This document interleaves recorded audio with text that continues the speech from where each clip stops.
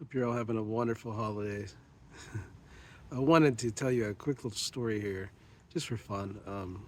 One that nobody knows. It's just a dumb little story, but it's one of my dad's stories of, his family were Eastern Orthodox Catholic, and they always went out for Christmas the night before to church for that mass.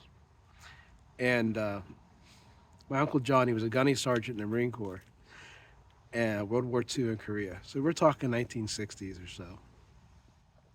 He had a lot of PTSD from being in a war, and he they wanted to take him to church, but John had a drinking problem, and John was drunk. John was very drunk. My uncle Skelly was drunk, and so my dad and his brother were like, Mike were like, we got to get John to church. So how's this gonna work? Because John wasn't really fit to be in church.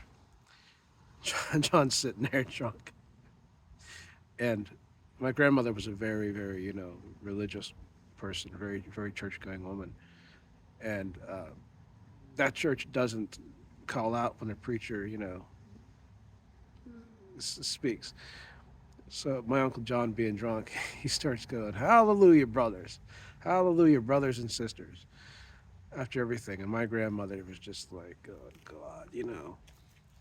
So the priest saw this, and he knew that it upset her, and she was embarrassed. So he went up, and John's walking out. Everybody's walking out, and you greet the priest. And the priest says to uh, says to my grandmother, he said, "Wait, I just want to talk to you. Your son, John here." He goes, "Yeah."